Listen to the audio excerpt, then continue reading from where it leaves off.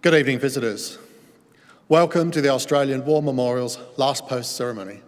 My name is Craig Burrell, and joining us today from the Australian Army is Warrant Officer Class 1, Joanne Davey. We welcome the veterans who have served, those that are still serving, and the families that love and support them. We acknowledge the members of RSL and Services Clubs Association, RSL Victoria, and RSL Queensland, who are watching the broadcast of this ceremony across Australia. During this evening's ceremony, wreaths will be laid at the base of the Pool of Reflection by visitors to the memorial.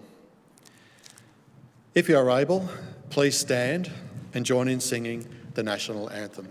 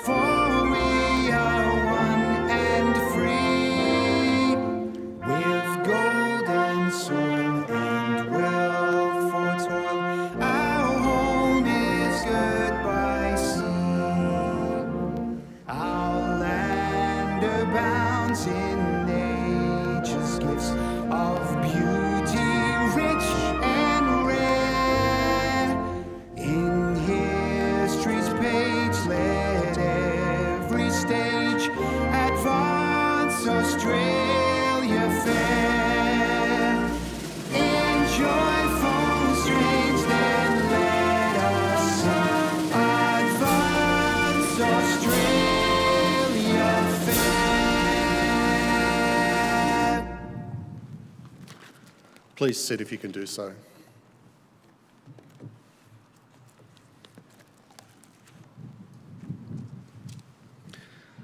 The Australian War Memorial was the vision of Charles Bean, Australia's First World War official historian. Bean landed with the Australian troops on Gallipoli and stayed with them at the front through to the end of the war. The idea of this national memorial and museum came to him at Pozières, France, in the depths of the bloody fighting of 1916. Bean's idea was that this would be a place where families and friends could mourn their loved ones buried in faraway places. It would also be a place that could help all Australians understand what these men and women had endured and what they had done for us. Bean's vision, to which we remain true, is best expressed as inscribed in the entrance to the memorial's galleries. Here is their spirit, in the hearts of the land they loved, and here we guard the record which they themselves made. Tonight, we will read the story behind just one of those on the Roll of Honour, which lists the names of more than 102,000 men and women who have given their lives for us in war and on operations for more than a century. But first, we present a lament, Flowers of the Forest. Wreaths or floral tributes will now be laid at the base of the Pool of Reflection.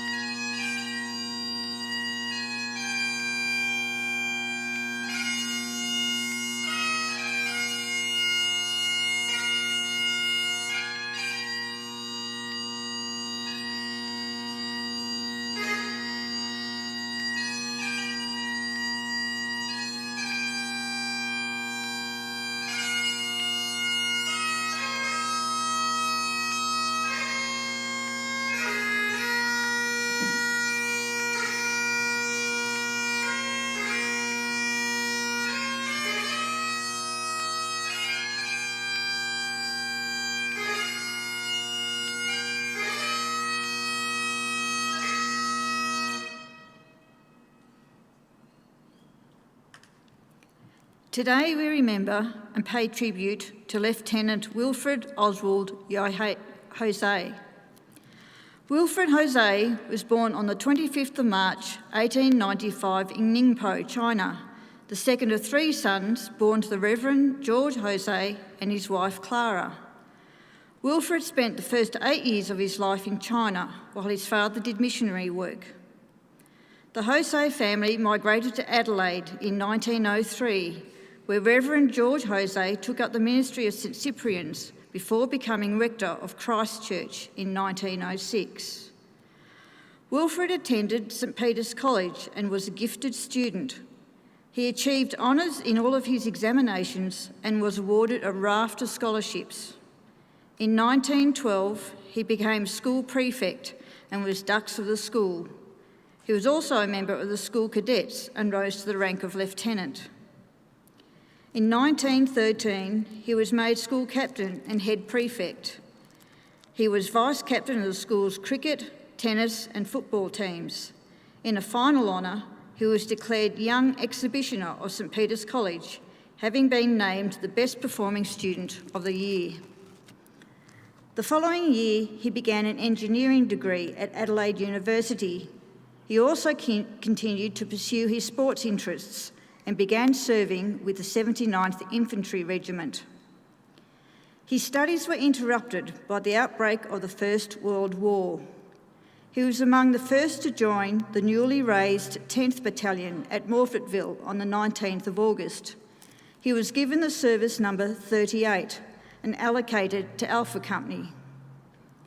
Jose soon found himself serving in the battalion's scout platoon, along with several former St Peter's College students, including Arthur Blackburn, Tom White, John Gordon and Phil Robin, a champion Australian rules player for the Norwood Football Club. At the age of 19, Jose was the youngest member of the platoon. During training, he acquired the nickname Dill.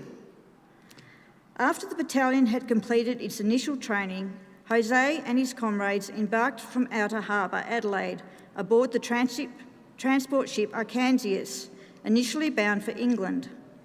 Following a brief halt at Fremantle, the ship sailed in convoy with other transport ships to Colombo.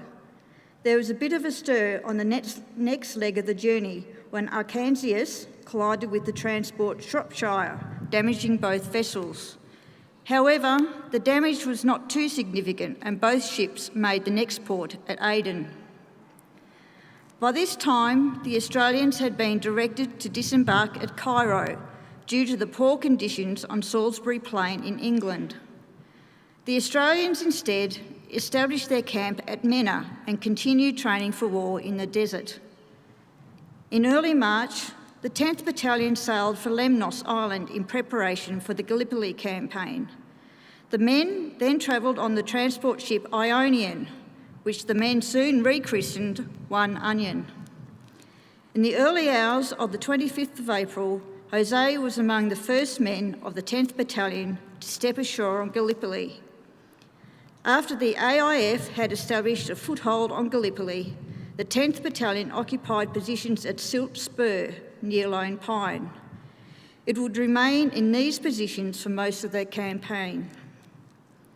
Due to poor sanitation and a lack of fresh food and water, Jose was evacuated to Lemnos in late August with dysentery. He recovered quickly and was soon back with the battalion. He was promoted to temporary corporal in September. The 10th Battalion's Gallipoli campaign came to an end in mid-November when it was withdrawn to Lemnos. The same month, Jose was hospitalised with jaundice, but he was well enough to travel with the battalion when it returned to England at the end of December. In January and February 1916, the AIF took on new recruits and almost doubled in size, expanding from 2 to 5 divisions in the process. The 10th Battalion provided an experienced cadre of men to help form the 50th Battalion. Jose, now a corporal, was selected to transfer to the new battalion. After joining the 50th Battalion in late February, he was commissioned with the rank of second lieutenant. The battalion sailed for France in June and entered the front line for the first time at Fleur Bay at the end of the month. The battalion spent the next 2 weeks in the line. Jose was promoted to lieutenant on the 10th of July, and the following day the battalion was relieved and sent south to the Somme. In late July, Jose was evacuated with severe conjunctivitis and sent to England to recover. He was not able to rejoin his unit until December and managed to arrive in France in the middle of the worst recorded winter in decades. The battalion spent the winter rotating in and out of the front line. In February 1917, the Germans withdrew to the Hindenburg Line. To delay the Allied forces following their retreat, the Germans had fortified a number of villages on the approach to the Hindenburg Line. On the 2nd of April 1917, the 50th Battalion participated in an attack on the village of Naroi. Alpha Company, of which Jose was the platoon commander, moved around to the right of the attack in order to support the rest of the battalion as it hooked through the village. Alpha Company encountered unbroken barbed wire defences which took some time to get through. Near the southwest corner of the village, the Australians came under enfilading fire from a platoon of Germans with a machine gun who were protected by a barricade, a steep bank and barbed wire. The machine gun took a heavy toll on the Australians, and within a short space, 3 of the platoon commanders had been killed or mortally wounded. Among the dead was Wilfrid Jose. The attack continued, and during further bitter fighting, a number of men from Alpha Company were captured. Thrown into disarray, the company struggled to advance, eventually establishing a position within 100 yards of their objective. Although initially listed as missing in action, Jose's body was recovered and laid to rest in the Norway Australian Cemetery. He was 22 years old. His name is listed on the Roll of Honour on my right, amongst almost 62,000 Australians who died while serving in the First World War. His photograph is displayed today beside the pool of reflection. This is but one of the many stories of service and sacrifice told here at the Australian War Memorial. We now remember Lieutenant Wilfrid Oswald Jose, who gave his life for us, for our freedoms, and in the hope of a better world.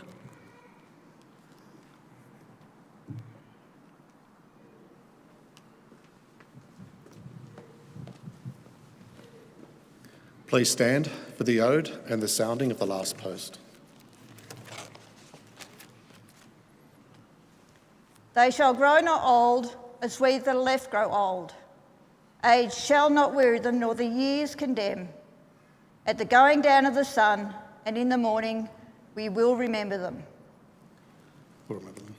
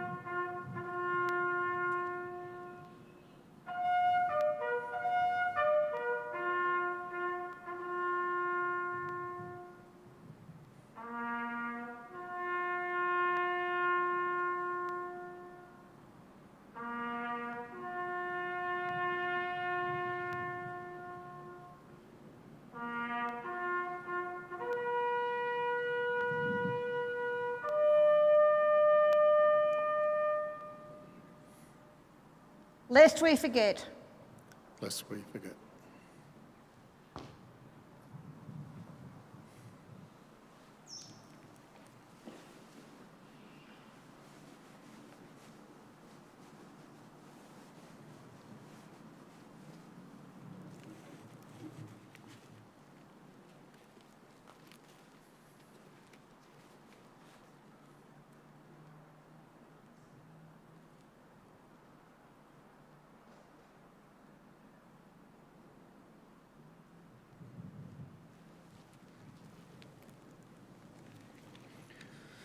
We leave you this evening with the words of the memorial's founder, Charles Bean.